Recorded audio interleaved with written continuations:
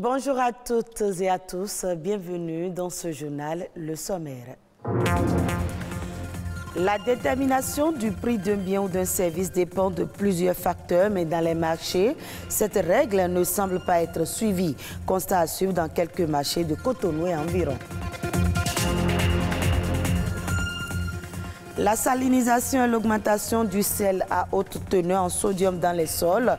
Il s'agit entre autres du potassium, du magnésium, du sulfate dans les sols à des niveaux toxiques, ce qui constitue un danger pour l'agriculture.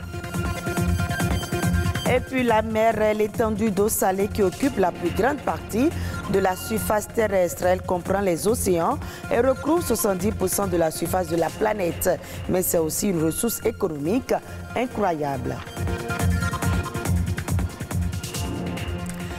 Merci de votre fidélité. La détermination de prix de vente d'un bien ou d'un service dépend de plusieurs variables internes et externes. Malheureusement, dans les marchés, supermarchés et autres lieux d'échange commerciaux, les prix des produits sont fixés par les commerçants eux-mêmes sans tenir compte des facteurs qualité, concurrence et offre. Quel est en réalité le processus de fixation des prix des produits sur le marché? Élément de réponse dans ce reportage. Fixation du prix des produits mis en vente sur le marché. Ce sont les commerçants et commerçantes qui attribuent eux-mêmes une valeur financière à leurs marchandises. Ici, chaque commerçante du marché de Bégamé a sa méthode. Des fois, si le truc est sur 1000 francs à Tokba, si je viens ici, je peux vendre ça à 1100 francs. Et sur 3, si c'est à 2500, je peux le vendre ça à 900 ou 1000 francs.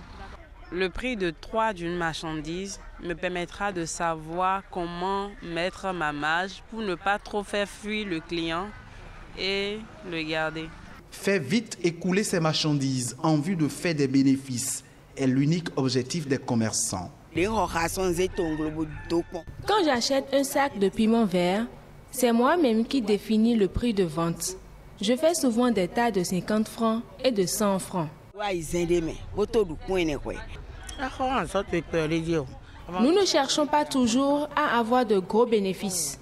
Avec 50 francs, 100 francs ou 200 francs, nous parvenons chaque jour à revendre nos produits.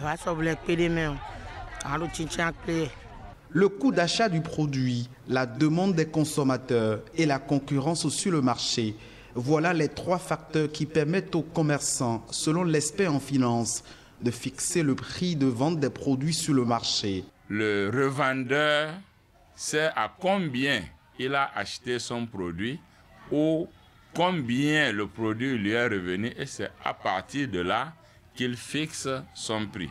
Quand vous fixez par exemple votre objet à 5000 francs et que quelqu'un le vend à 2000, 3000, vous comprenez que vous n'avez pas la chance de vendre. Malheureusement, face à certains produits de grande consommation, la libéralisation du marché ne constitue plus un bénéfice pour les consommateurs. En réalité, ces prix doivent être ordonnancés par une structure du ministère en charge du commerce. Quand on prend par exemple les produits pharmaceutiques qui sont contrôlés par l'État, vous voyez que le même produit que vous achetez à Cotonou a le même prix à Parakou, a le même prix à Tchoumi-Tchoumi. Et c'est le cas par exemple du ciment, du pétrole, etc., etc. Mais quand il n'y a pas de contrôle, il y aura le laisser-aller. Et pour éviter une flambée des prix des denrées alimentaires dans un contexte de forte inflation, l'État pourrait user de son pouvoir régalien pour harmoniser le prix des produits afin de satisfaire les différents acteurs qui animent le marché de l'offre et de la demande. Parlons maintenant environnement. La salinité des sols constitue l'une des menaces les plus graves pour l'agriculture. Un sol salin est caractérisé par une forte concentration de sel dans ses constituants. Environ 1 milliard d'hectares de la surface terrestre sont touchés par le phénomène. Les sols salins constituent-ils un danger pour l'agriculture? Herman Prodinoto, expert en physiologie végétale, nous éclaire. L'endroit où tous les Béninois connaissent, où on peut retrouver un sol salin, c'est Djegbadji, dans la commune de Ouida. On retrouve ça aussi à Semen-Podji, surtout au niveau de la côte. Ce genre de sol est un danger pour l'agriculture. Pourquoi? Parce que nos cultures, le riz, le maïs, la tomate, le piment et autres, sont sensibles au sel parce que nos aïeuls les ont domestiqués dans les environnements non salins. Donc, dès qu'il y a du sel, ne serait-ce qu'une petite quantité, on voit que les rendements sont baissés ou bien il y a une mort totale des plantes. Au niveau de l'université, il y a plusieurs recherches en cours au sein de notre laboratoire. Nous proposons au sein de notre laboratoire des techniques culturelles ou bien des solutions pour aider les maraîchers à améliorer les cultures dès qu'elles sont sujettes à la salinisation. Parce que, vous voyez, les maraîchers, ils prennent de l'eau pour arroser le champ. Mais ils n'ont aucun recul pour savoir si l'eau est saumâtre ou pas. Donc, c'est nous, scientifiques, qui nous approchons d'eux pour leur dire, non, attention, en mesurant l'eau, la quantité électrique de l'eau, nous savons que cette eau est saumâtre, ne l'utilisez pas. Mais si vous êtes obligé d'utiliser, faites ci, faites ça, pour quand même aboutir à leur rendement. Et depuis que nous avons commencé à travailler avec eux, depuis les ans de laboratoire, nous avons pu identifier des variétés, par exemple d'amarante, de Beaumont et de Gombo, par exemple, qui résistent à la salinité et nous leur proposons ces variétés et ces maraîchers arrivent à cultiver ces variétés dans ce champ. D'un autre côté, nous avons identifié, par exemple, au sein de notre laboratoire, une variété d'amarante qui a un bon potentiel en vitamines quand cette plante est cultivée sur un milieu salé. Donc, quand on cultive cette plante sur un milieu salé, on voit que le taux de vitamines augmente, donc devient plus intéressant. Donc, non seulement nous sélectionnons des plantes résistantes à la salinité, mais nous nous intéressons aussi à la qualité nutritionnelle des plantes qui sont cultivées dans un milieu. La mer occupe la plus grande partie de la surface terrestre. La mondialisation des économies repose sur la libre circulation des flux maritimes. C'est un véritable enjeu de trafic maritime et de navigation. Cependant, au-delà du rôle qu'elle joue, la mer est essentielle pour la croissance économique de toute nation. Daniel Sosa nous édifie un peu plus dans cet élément. Son importance pour le développement de l'écosystème n'est pas toujours perceptible. La mer joue un rôle important dans la croissance économique de toute nation. Elle couvre une grande partie de la surface du globe. Notre survie sur Terre en dépend. En matière de biodiversité, il y a plus d'espèces au niveau des mers que dans les océans, parce que c'est interne au continent. Maintenant, la mer constitue la zone d'échange de tampons, d'évaporation pour pouvoir reprendre la formation des nuages pour la pluie. Et c'est dans la mer aussi que vous avez les métabolismes, parce que fournit beaucoup de CO2 dans l'atmosphère, ça passe aussi par la mer. Il y a aussi la quantité de sel que nous avons au niveau de la mer qui est très utile. Vous allez voir qu'à des moments donnés, on conseille aux gens de consommer ce type de sel-là. Les avantages sont vraiment énormes. Des avantages qui ne cessent d'accroître au fil des jours, notamment dans le secteur des transports maritimes. Environ 80% des marchandises du commerce mondial transitent par la mer. Elle devient ainsi le premier mode de transport avec plus de 9 milliards de tonnes de cargaison chaque année. La mer constitue le seul élément qui permet de transporter les marchandises de poids très élevé. Tout ce qui est fabriqué en Europe et autres, tout est envoyé dans les pays en développement par la mer. Donc le transport maritime constitue un grand rôle dans le développement économique de toute la nation. Vous allez voir que s'il n'y a pas ce transport-là, il y aura vraiment des problèmes sur le plan économique. Je voulais lancer un appel pour que nous puissions, à chacun à son niveau, puisse vraiment protéger la mer et éviter vraiment d'aller déposer n'importe quoi dans la mer. Protéger la mer des déchets est la seule solution qui s'impose à l'humanité pour sauvegarder l'environnement.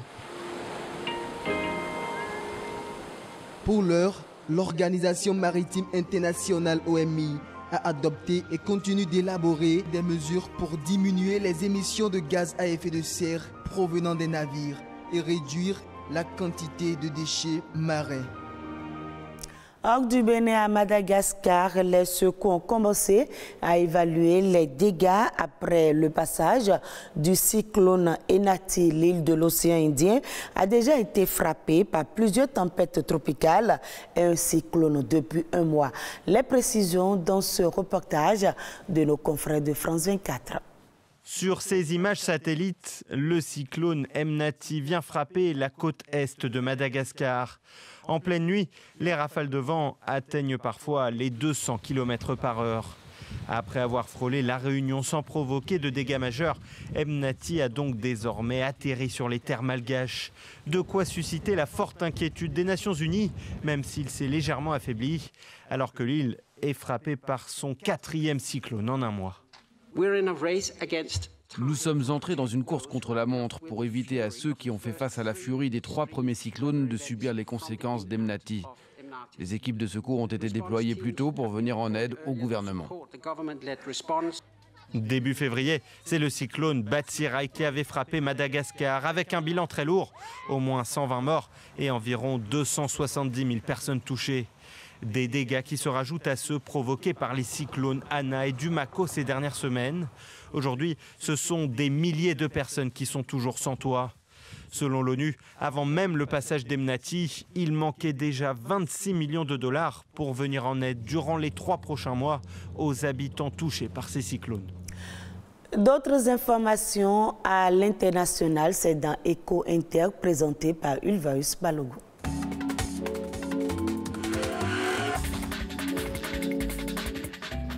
Une bourse des valeurs dédiée aux obligations vertes sera bientôt lancée au Ghana. L'annonce a été faite mardi 22 février dernier. Elle permettra aux gouvernements et entreprises d'Afrique de lever des ressources financières destinées à des investissements respectueux des objectifs du développement durable ou d'engagement en faveur de la lutte contre les changements climatiques. L'initiative émane de la Société financière internationale, la branche de la Banque mondiale en charge du secteur privé dans les pays en développement. Elle vise à trouver de nouvelles voies pour le financement vert en Afrique et pallier le besoin d'investissement durable.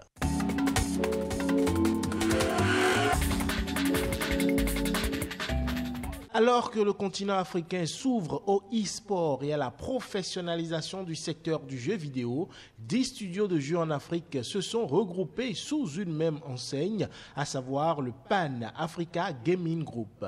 Leur ambition est d'unifier le secteur des jeux du continent et de doubler chaque année les revenus du secteur en plaçant l'Afrique sur la carte de l'industrie mondiale du jeu. D'autant que d'après le rapport 2021 sur l'économie mobile, 303 millions de personnes, soit environ 28% de la population d'Afrique subsaharienne, sont connectées à l'Internet mobile et dessinent un marché à très grand potentiel pour l'industrie africaine du jeu vidéo.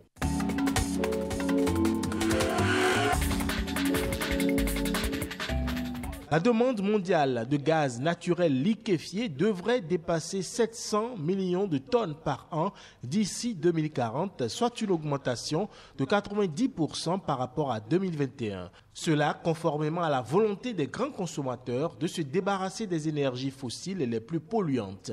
Dans un rapport annuel sur le marché du gaz naturel liquéfié, publié lundi 21 février dernier, il ressort que l'année dernière, le commerce de ce produit à l'échelle globale a connu une croissance de 6% par rapport à l'année précédente. Les échanges qui ont atteint 380 millions de tonnes métriques sur l'année ont essentiellement été stimulés par une demande accrue en Asie et en Europe dans un contexte de reprise économique post-Covid-19.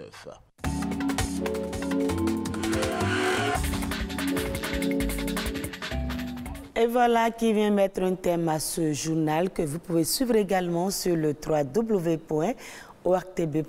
Merci à vous de nous avoir suivis.